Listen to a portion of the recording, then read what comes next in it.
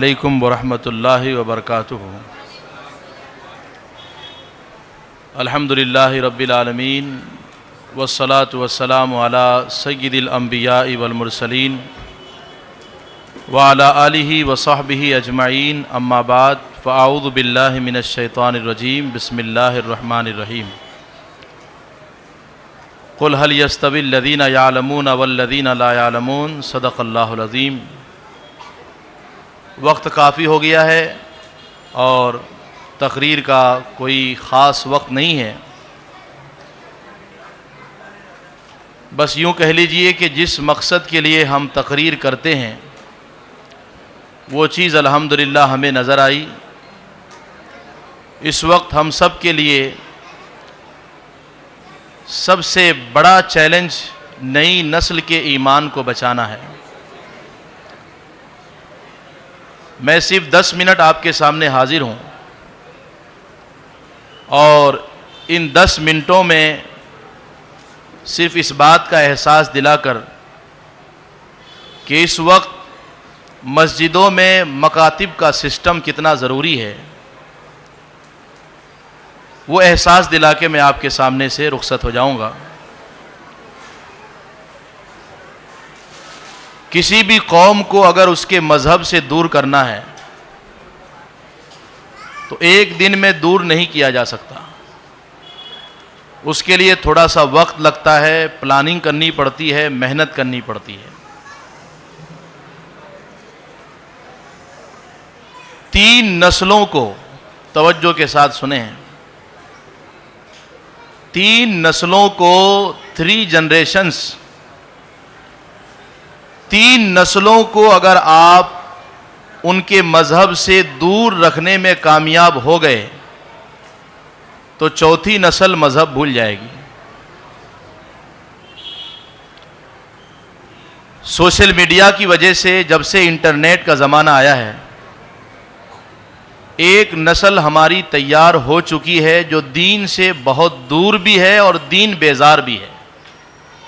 دین ان کی پرائیویٹی میں نہیں ہے، دین ان کی ترجیح میں نہیں ہے۔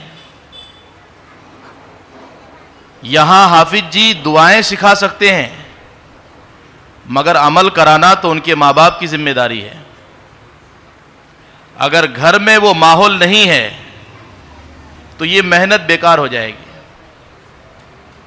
سب سے اہم اور سب سے پہلی درسگاہ اسکول اور یونیورسٹی ماں کی گود ہے، بلکہ آپ قرآن پڑھیں گے تو حیرت میں پڑ جائیں گے کہ قرآن مجید میں اللہ تبارک و تعالیٰ نے بار بار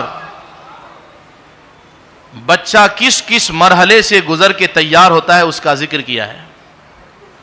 هو الذی خلقکم من تراب ثم من نطفۃ ثم من علقۃ ثم یخرجکم طفلا، اس طرح جگہ جگہ اس بات کا ذکر کیا ہے کہ بچہ تیار کیسے ہوتا ہے، اس کا وجود کیسے تیار ہوتا ہے۔ پورا قرآن بھرا ہوا ہے اس ذکر سے۔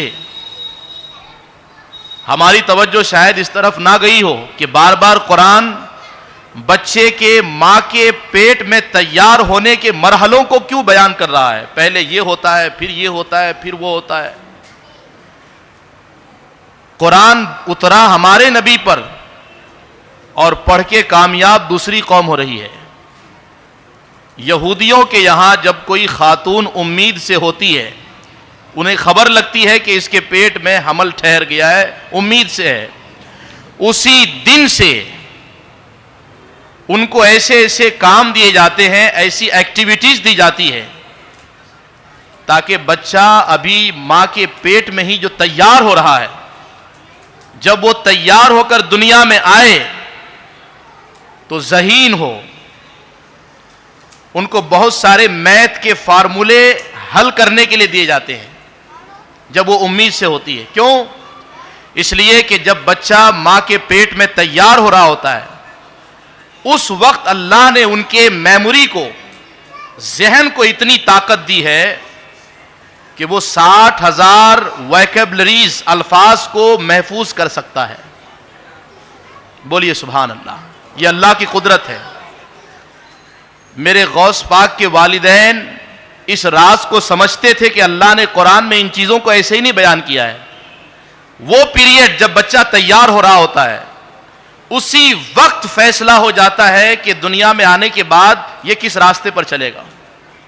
اگر اس وقت ماں نیک ہے, اچھے کام کر رہی ہے, تو اس کی ساری نیکیوں کا اثر تیار ہونے والے بچے پر پڑے گا. میرے غوث پاک پر پڑا کہ نہیں پڑا؟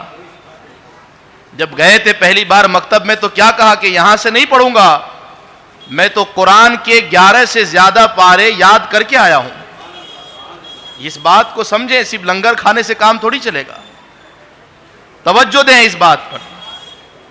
غوث پاک کی زندگی کا سب سے پہلا سبق یہ ہے کہ ماں باپ سیریس ہو جائیں.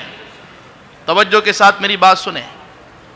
ایک انتہائی خطرناک دین بیزار نسل تیار ہو چکی ہے. میں نے کہا 3 نسلیں اگر مذہب سے دور ہیں تو چوتھی نسل مذہب بھول جائے گی, وہ خرافات پہ عمل کرے گی, ان کی پسند ہی مذہب, ان کی چوائس ہی مذہب, ان کو قرآن سے کوئی مطلب نہیں ہوگا, حدیث سے کوئی مطلب نہیں ہوگا. اگر آپ کو یہ چیز ایک خواب لگتی ہے, نہ ہونے والی بات لگتی ہے, تو کبھی چلے جائیں بخارا, کبھی چلے جائیں سمرقند, جہاں بڑے بڑے امام پیدا ہوئے, جن مسجدوں میں بیٹھ کر بخاری جیسی کتابیں لکھی گئی, اس طرح کی بڑی بڑی مسجدوں میں آج شراب بک رہے ہیں. کیوں؟ پہلی نسل دور ہوئی, کسی نے دھیان نہیں دیا. دوسری نسل تیار ہو گئی, دین سے دور ہو کر کسی نے توجہ نہ دی. تیسری نسل تیار ہوئی, کسی نے دھیان نہ دیا. چوتھی نسل بھول گئی کہ اسلام کس کو کہتے ہیں. میرے عزیزو, میں نے 10 منٹ کا وعدہ کیا آپ سے. اولاد اسلام میں کس قدر اہم نعمت ہے کہ ماں کے پیٹ میں جب ہو اسی وقت سے توجہ دی گئی ہے. بلکہ یہ تو میں بڑی بات کہہ رہا ہوں, اس سے بھی بڑی بات, عورت کو دیکھ نہیں سکتے غیر محرم. غیر محرم عورت کو آپ نہیں دیکھ سکتے, حرام ہے دیکھنا. مگر اسلام نے ایک جگہ اجازت دی ہے, آپ جانتے ہیں, ایک جگہ اجازت دی ہے. کب؟ جس سے نکاح کرنے کا ارادہ ہو اس کو ایک نظر دیکھ لو, اس سے کچھ پوچھ لو. اور جگہ اسلام نے روکا, مگر یہاں اجازت دی. کیوں؟ دیکھ لو, اسی سے تمہاری اولاد دنیا میں آنے والی ہے. نیک ہو تو نکاح کرو, نہیں تو اولاد کا فیصلہ ابھی سے کر لو. اسلام نے نکاح کے وقت جو دیکھنے کی اجازت دی, اس کی سب سے بڑی وجہ یہ ہے کہ اولاد ابھی دنیا میں آئی نہیں ہے, مگر ابھی سے ان کی فکر کرنا شروع کر دو. نیک بیوی کا انتخاب کرو تاکہ اولاد بھی تمہاری نیک ہو اور صالح ہو. وہاں اسلام نے سوچا. ابھی نکاح نہیں ہوا ہے, اس سے پہلے آنے والی نسل اور اولاد کی فکر کے حوالے سے اسلام سیریس کر رہا ہے, سنجیدہ کر رہا ہے. بلکہ آپ نبیوں کی دعائیں اٹھا کے پڑھیے. حضرت زکریا کی دعا, ربی حبلی من لدنک ذریۃ طیبہ. حضرت ابراہیم کی دعا, ربی حبلی من الصالحین. ہر نبی نے دعا کی, اے اللہ نیک اولاد عطا فرما. ابھی اولاد آئی نہیں, اس سے پہلے نیک بننے کی فکر لگ گئی ہے. اولاد بہت بڑی نعمت ہے, بہت بڑی نعمت ہے. اس کے حوالے سے سنجیدہ ہو جائیں. میں اس لیے کہہ رہا ہوں, اب تقریر کرنے کا کوئی شوق نہیں ہے, نہ کوئی تقریر سننے کے لیے بلائے, نہ کوئی سنے, نہ کوئی سنائے, کوئی فرق نہیں پڑتا. بس کام کیجیے. وقت نہیں رہ گیا اب تقریر کرنے کا, اس طرح جلسے سجانے کا. صرف کام کا وقت باقی ہے, کام کا وقت باقی ہے. اگر کام کر لے گئے تو کچھ لوگوں کا ایمان بچانے میں کامیاب ہو جائیں گے, نہیں تو شاید آنے والے وقت میں افسوس کرنا پڑے. ہم نہیں تو ہماری نسل ایک بہت بڑے امتحان سے گزرے گی. اگر توجہ ہو تو بولیے سبحان اللہ. دھیان سے سنیے میری ان باتوں کو, میں تقریر نہیں کر رہا ہوں آپ سے, میں درد دل سنا رہا ہوں, حدیث قلب عرض کر رہا ہوں. کچھ دل کی باتیں, ذمہ دار لوگ بیٹھے ہیں اس علاقے کے, اگر یہ باتیں یہ نوٹ کر لیے تو انشاءاللہ یہ جو بیج ہمارے سامنے موجود ہے, یہ ہماری بیج ہے, یہ کل فصل بن کر تیار ہوگی. یاد رکھیں, 5 سال سے لے کر 15 سال کی عمر کے بچے یا بچیاں بیج کی طرح ہے قوم کی. اگر یہ بیج خراب ہوئی تو قوم خراب ہو جائے گی. خراب بیج سے کبھی اچھی فصل تیار نہیں ہوتی ہے. توجہ رکھیے اس بات پہ میرے عزیزوں. ابھی کچھ دنوں پہلے میرے پاس بہت سارے نوجوان پڑھنے آتے ہیں. آپ سے بھی میں کہہ رہا ہوں ان باتوں کو دھیان سے سنیے. Be serious please. سنجیدہ ہو جائیے. آپ بہت لاپرواہ ہو کے زندگی گزار رہے ہیں. انتہائی غافل اور بے خبر ہو کر ہماری زندگی گزر رہی ہے. میں مثال دوں آپ کو. آج کا ایک نوجوان پکڑ کے لائیے میرے سامنے جس کو رات کو گھنٹوں بیٹھ کر چائے پینے کی عادت نہ ہو. یہ ہمارے معاشرے میں یہ چیز ترقی پا رہی کہ نہیں؟ میں نے جوانوں سے کہا آپ اس کو معمولی سمجھتے ہو؟ پیٹ کی شہوت کو معمولی سمجھتے ہو؟ انسان کو برباد کر دیتی ہے پیٹ کی شہوت اگر وہ کنٹرول نہ کرے تو. میں نے کہا 2 گھنٹہ جوڑو. کچھ تو پوری رات بیٹھ جاتے ہیں. میں صرف 2 گھنٹے کی بات کرتا ہوں. 2 گھنٹے کو 60 سال میں جوڑو. بیٹھ کے انہوں نے جوڑا. 5 سال نکلے. میں نے کہا ہمت ہے اللہ کی بارگاہ میں جواب دینے کی کہ 5 سال 1 کپ چائے میں تم نے ختم کر دیے؟ جواب دے پاؤ گے؟ دھیان رکھنا اس بات پہ. ہماری زندگی تو اتنی قیمتی ہے صاحب کہ میں کیا بتاؤں. ایک ایک سانس قیمتی ہے. ایک ایک سیکنڈ قیمتی ہے. ہم اس کو ضائع کر رہے ہیں. ایک سانس جس نے غفلت میں گزاری اس نے سونے سے زیادہ قیمتی چیز کو گٹر میں پھینک دیا. اس نے ہیرے جواہرات سے زیادہ قیمتی چیزوں کو بہا دیا. ذرا دھیان دینا. ہر انسان 8 گھنٹے سوتا ہے کہ نہیں؟ کم سے کم سوتا ہے. امام غزالی فرماتے ہیں اگر 8 گھنٹے بھی سو تو تمہارے 25 سال صرف نیند میں ختم ہو جاتے ہیں. کبھی آپ نے اس طرح کیلکولیٹ کیا اپنی زندگی کو؟ دھیان رکھنا اس بات پہ. 5 سال چائے پینے میں چلے گئے, 25 سال نیند میں چلے گئے, 30 سال, 15 سال بالغ ہونے میں لگتے ہیں, 45 سال لگے کہ نہیں لگے؟ بچے کتنے سال؟ حضور نے فرمایا اعمار امتی ما بین 70 و 60 واقلهم من یجوز ذالک. میری امت میں اکثر لوگوں کی عمر 60 سے 70 کے درمیان ہوگی, جیسا کہ ہم دیکھ رہے ہیں. بہت کم لوگ اس کو پار کر پائیں گے. 45 سال تو ختم ہو گئے, اس میں ہم کچھ نہیں کیے اللہ کے لیے. بچے کتنے سال؟ بڑھاپے کے 15 سال. بڑھاپے کے 15 سال بچے. کیا کرنا چاہتے بڑھاپے میں؟ بڑھاپا عبادت کی عمر نہیں ہے, بڑھاپا دعا کی عمر ہے, بڑھاپا اللہ کی رحمت طلب کرنے کی عمر ہے, جوانی عبادت کی عمر ہے. جوانی میں اٹھ سکتے ہیں, بیٹھ سکتے ہیں. میرے آقا امام غزالی نے فرمایا جوانی عبادت کی عمر ہے. بڑھاپے میں صرف دعا کرو مولا اب تو اٹھ بیٹھ نہیں سکتا, جب سکتا تھا تو کیا, اب مجھ پہ رحم کر دے, میرے بڑھاپے پہ رحم کر دے. بڑھاپے میں کچھ کرنا چاہتے ہیں, بڑھاپے میں تو یاد ہی نہیں رہتا کہ کتنی رکعت میں نے پڑھی.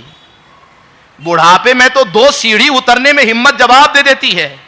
پوچھو کبھی ان بوڑھوں سے جو آنا چاہتے ہیں جماعت کے ساتھ نماز پڑھنے کے لیے, مگر بڑھاپے کی کمزوری مجبور کر دیتی ہے گھر پر بیٹھے رہنے اور بستر پکڑنے پر.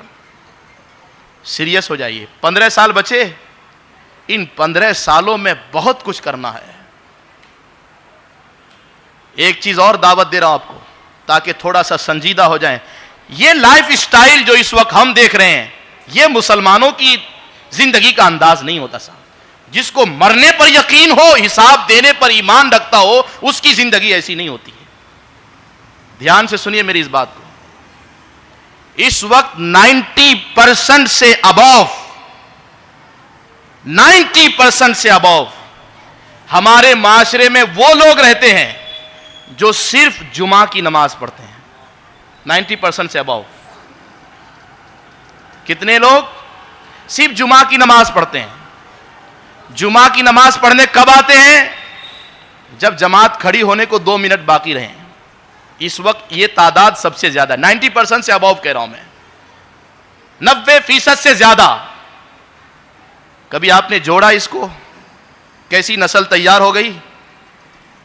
اگر کوئی 5 منٹ ہفتے میں خدا کے لیے نکالتا ہے تو 60 سال میں صرف 2.5 دن بنتے ہیں. کتنے؟ کیا ایسا نوجوان اللہ کو جواب دے پائے گا جب اللہ میرے نبی کے سامنے پوچھے گا 60 سال میں نے موقع دیا تھا، صرف 2.5 دن میرے لیے نکالا، صرف 2.5 دن، مگر ایسی نسل تیار ہو گئی. خدا را 2.5 دن خدا کے لیے کیا لے کر جائیں گے اللہ کے پاس؟ کیسے کھڑے ہوں گے اللہ کے سامنے؟ آپ سوچئے، پاؤں کے نیچے سے زمین کھسک نہیں جائے گی؟ 60 سال میں سے 2.5 دن اللہ کے لیے. اور جو لوگ 5 وقت کی نماز پابندی سے پڑھتے ہیں، اللہ ان کو سلامت رکھے. ان کی وجہ سے مسجدیں آباد ہیں، ان کی وجہ سے خدا خانے آباد ہیں. جو لوگ، ایسا نہیں ہے کہ جو لوگ 5 وقت کی نماز پابندی سے پڑھتے ہیں تو وہ بہت کچھ کر دے رہے. میرا خدا بہت مہربان ہے. مسلمانوں، اللہ نے ہم سے بہت کچھ نہیں مانگا، صرف 2.5 سال مانگا. کتنے سال؟ Only 2.5 years. صرف 2.5 سال. آپ جوڑ لیجئے بیٹھ کے، جو 24 گھنٹے میں سے 2 گھنٹہ نکالے، 5 وقت کی نماز میں 2 ہی گھنٹے لگتے ہیں ٹوٹل. 2 گھنٹے کو اگر آپ 60 سال میں جوڑیں گے تو 2.5 سال نکلیں گے تقریباً. کیا بوجھ ہے یار؟ کچھ نہیں ہے. 60 سال میں سے 2.5 سال کچھ نہیں ہے خدا کے لیے، وہ بھی تو اسی کا دیا ہوا ہے. صرف 2.5 سال مانگا. میں قربان جاؤں، 2.5 سال محنت کرنی ہے اور اس کے بدلے میں اللہ ہمیشہ کی جنت دے گا. بوجھ نہیں ہے. 15 سال بہت قیمتی ہے، اس میں سے 2.5 سال خدا کے لیے نکالنا ہے.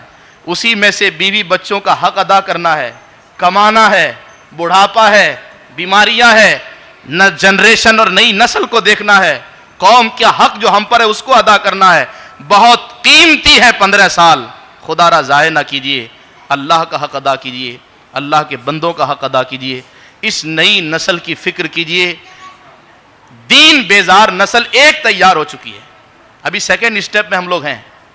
اگر ان کو تیار کرنے میں کامیاب ہو گئے، اور ان کو تیار کرنے کا بہترین پلیٹ فارم مسجد ہے. میں اکثر کہتا ہوں اپنی تقریروں میں کہ کروڑوں اربوں روپئے ہم نے مسجدوں میں خرچ کیے. کس لیے؟ صرف 2 رکعت نماز کے لیے.